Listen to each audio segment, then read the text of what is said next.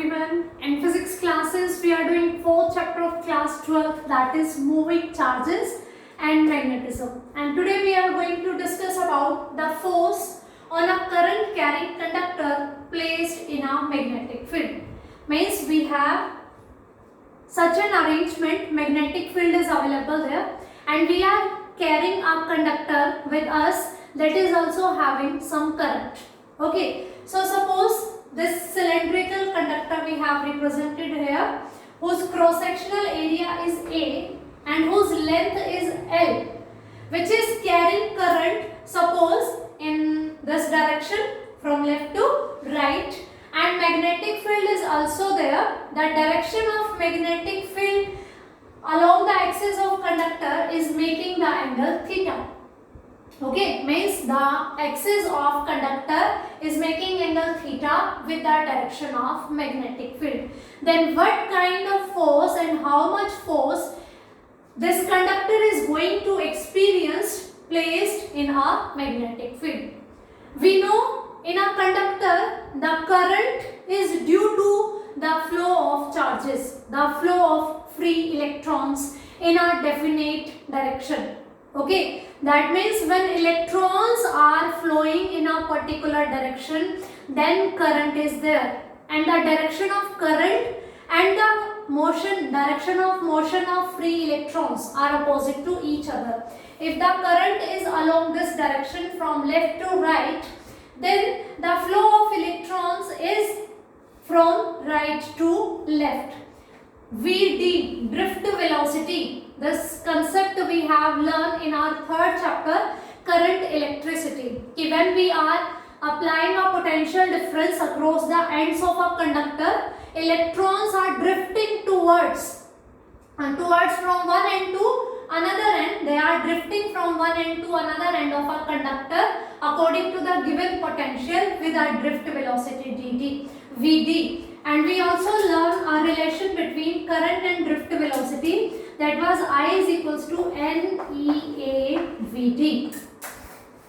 This was the relation between the current flowing through a conductor and the drift velocity with which the electrons are drifting towards one end of the conductor, and the direction of flow of current and the flow of electrons are opposite to each other. If electrons are flowing from right to left direction, then current will flow from left to right direction. And suppose we are saying this conductor is placed in such a way that its axis is making angle theta with the magnetic field. Now we are going to find out the cause, that why this conductor is experiencing a force, and then we are going to find out the magnitude and direction of that force also. Okay, so let's discuss about the cause, why this conductor is experiencing a force. That's why we are learning this topic, that force on a current carrying conductor placed in a magnetic field.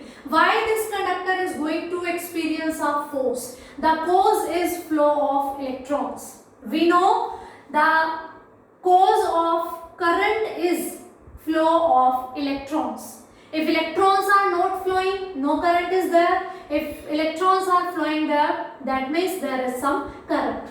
So flow of electrons is the main cause of current, and electrons are what? Charged particles.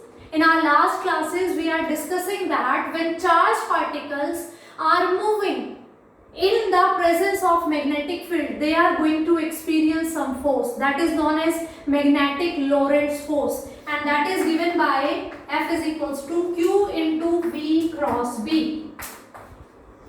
Magnetic Lorentz force, the force experienced by the charged particle moving in the magnetic field. And in a current carrying conductor, electrons are moving. Electrons are charged particles and they are moving in presence of magnetic field. That's why these electrons are experiencing some force. And if electrons are experiencing some force, this conductor is full of free electrons.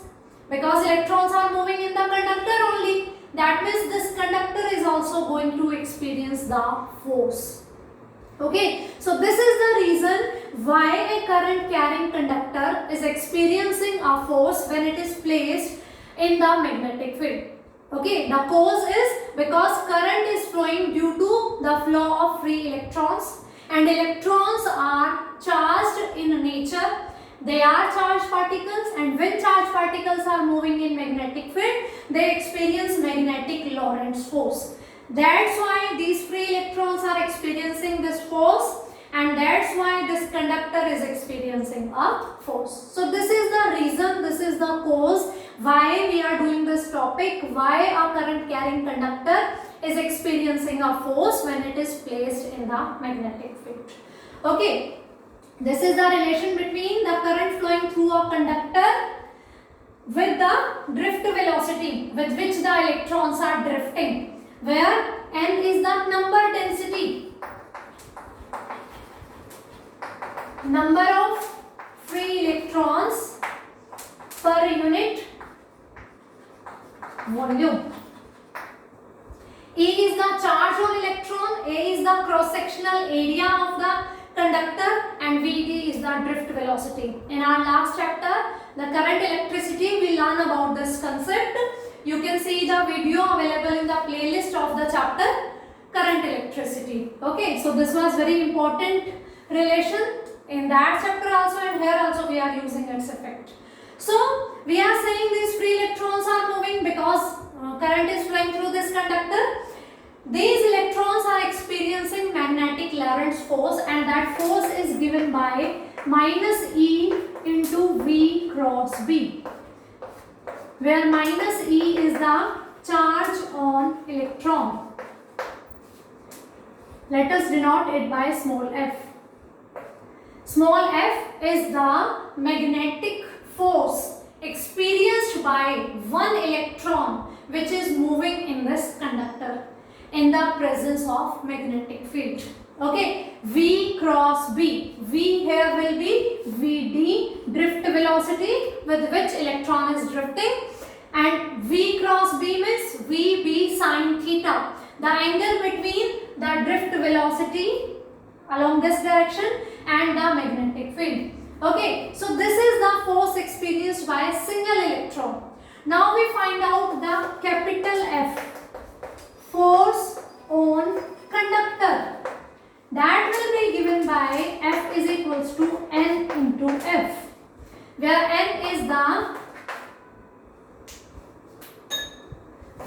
total number of free electrons. Okay, small f is the force experienced by single electron. Electron is a charged particle. It is experiencing a force due to the presence of magnetic field. That is given by Q into V cross B. Charge on single electron is minus E. That's why we are writing it here. And F is capital F is the force on conductor. Okay, so how can we find out capital F? It will be N into small f, where N is the total number of free electrons in a conductor. Now our job is to find out the N. What will be the total number of free electrons? We are learning about small n. N is the number density, number of free electrons per unit volume into volume. N is the number of free electrons per unit volume. Okay, suppose if N is representing the number of free electrons per unit volume, then if we multiply this N by the volume, we get total number of free electrons. So N will be given by N into A into L, where A is the cross-sectional area of this conductor and L is the length of this conductor. So volume will be given by area into length. For volume, to find out the volume of any 3D shape, we need 3 measurements. Okay, we have to multiply 3 measurements. Area is of itself the measurement, the product of 2 measurements. Area, length into breadth, or it is a cross-sectional area is of circle, pi r square, pi into radius. So 2 measurements are multiplied in calculation of area, then we are multiplying it by the length of the cylinder, or you can say conductor, cylindrical conductor. So volume will be area into L. So N is given by N into A into L. So capital N will be the total number of electrons flowing in a conductor. This is given by N into volume. N is number of free electron per unit volume. Number density you can say. Number density. Okay. Now we get N. So we put the value here. So F is given by NaL into F minus here E into Vd cross B. The drift velocity will be same for all the electrons. Okay, so NaLe into Vd cross B. F is given by this one. Now we are going to use this relation, the relation between the current and the drift velocity.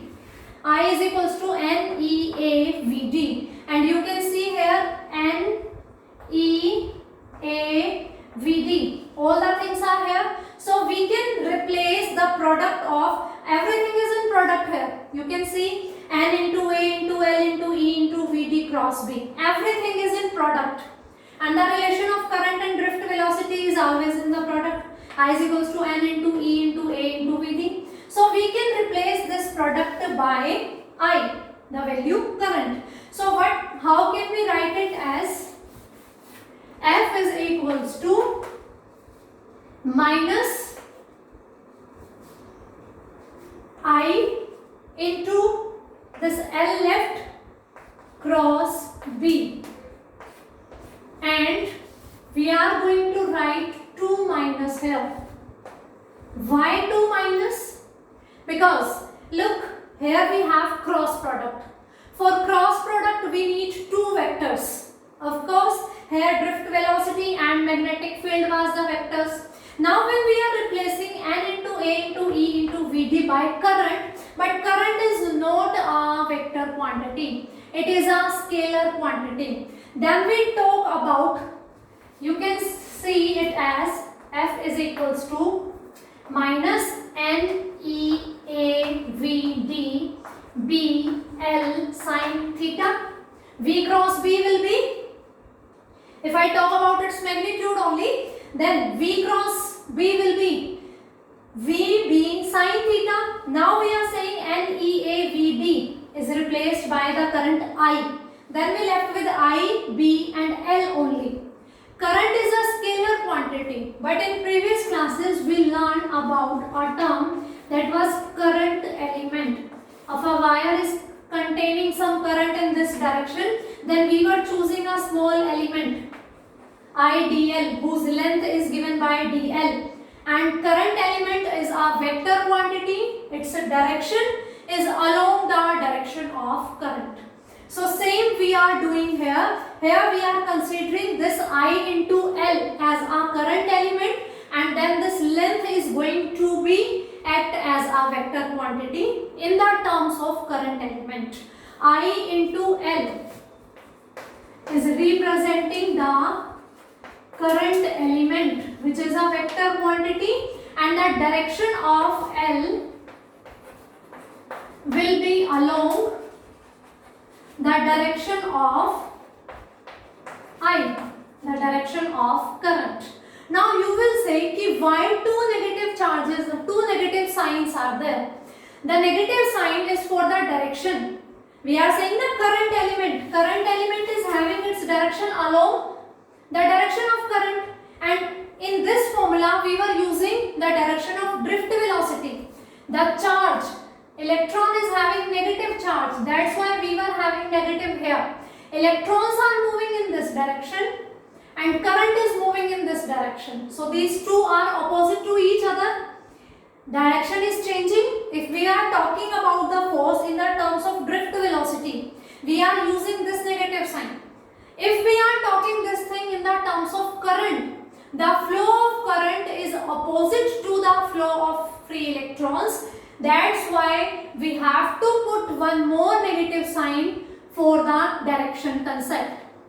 Because when we are converting this formula in the terms of that formula, in the terms of current element, we have to change the direction also. Free electrons were moving from right to left and current is flowing from left to right. That's why one more negative sign is there. These two negative signs will compensate each other, and F is given by I into L cross B, where L is, the direction of L is given by the current element, whose direction will be always along the flow of current.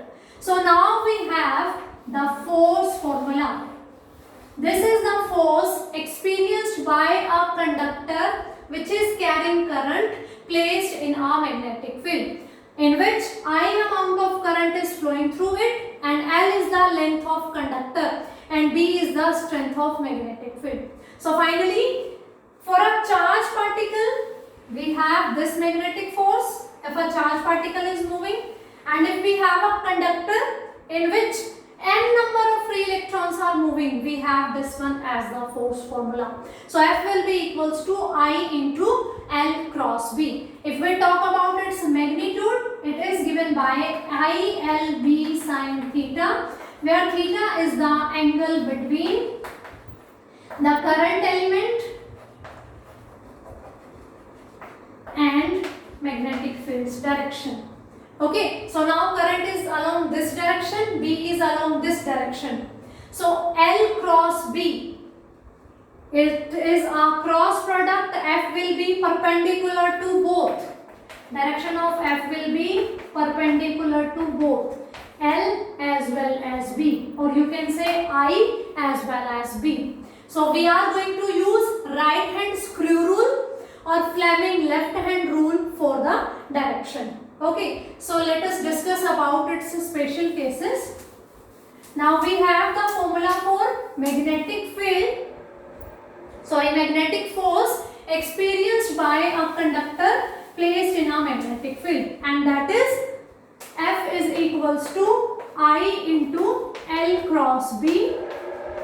The first special case is if the conductor is parallel to the direction of magnetic field or anti-parallel, means the conductor is placed in parallel or anti-parallel direction to that of magnetic field, then theta will be 0 degree or 180 degree.